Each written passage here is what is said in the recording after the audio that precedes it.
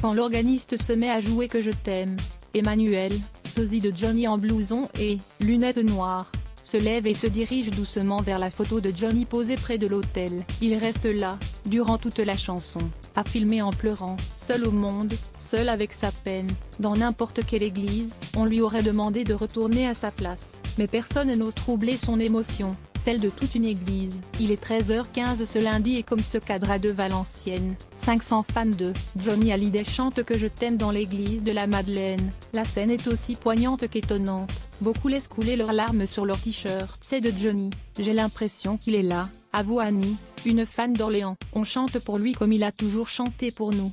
C'est important d'avoir un lieu pour se recueillir dans la métropole depuis ses obsèques nationales. Le 9 décembre, la Madeleine est devenue l'église de l'idole. Ses fans se retrouvent chaque 9 du mois pour une messe donnée à son intention par le père Bruno Oreste. L'idée vient du prêtre de la Madeleine, qui avait célébré la cérémonie suivie par les millions de Français. Johnny Hallyday étant enterré à Saint-Barthélemy, c'est important pour les fans d'avoir un lieu pour se recueillir dans la métropole, explique le prélat. Chaque mois ils viennent plus nombreux. Ils étaient 700 la dernière fois. Sans les grèves, ils auraient été encore plus. Arrêtez de salir la mémoire de Johnny avec votre héritage à la con à l'entrée de l'église. Un fan italien, Alex et son ami Charlie, proposent gratuitement des badges hommage. Je viens tous les mois, dit-il. Même pour ma mère je n'ai pas fait ça. Quand je suis arrivé en France, à 22 ans, Johnny m'a laissé bouche ouverte. Plus loin, Alain, fan depuis 57 ans, est en larmes, applaudi par les uns, embrassé par les autres. Il tient un panneau où il a écrit en grosses lettres « Arrêtez de salir la mémoire de Johnny avec votre héritage à la con ».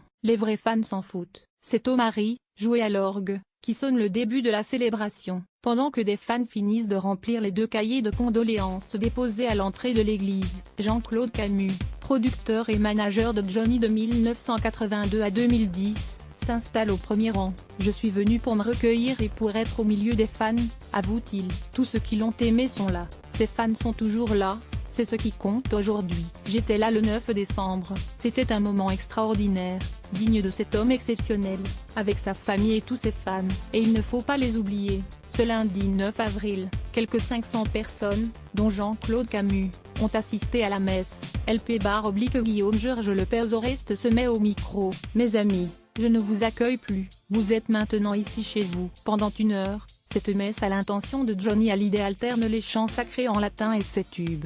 Retiens la nuit. Pendant l'Eucharistie, j'ai oublié de vivre pendant la communion. Ces chansons à l'orgue, c'est beau, sourit un autre Jean-Claude, 72 ans. Il nous a apporté tellement de bonheur. Lui doit bien d'être là. Les fans de Johnny se retrouvent chaque mois, pour une messe. Le recueillement est de mise jusqu'à la fin de la messe, avec Que je t'aime, chanté et longuement applaudi. On applaudit Johnny comme à la fin d'un concert, explique Emmanuel, le fan sosie, les yeux rougis. Pour moi, sa sépulture est ici, et j'ai besoin de venir le voir, cela nous fait du bien, acquiesce Nicolas, 36 ans, un fan absolu du Val d'Oise.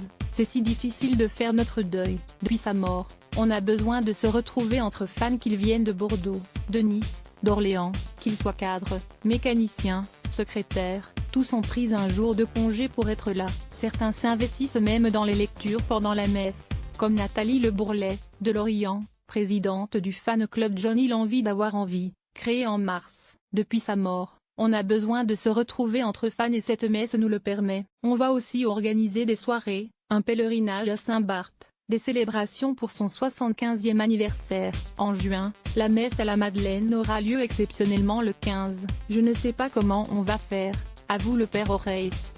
On ne peut accueillir que 1000 personnes dans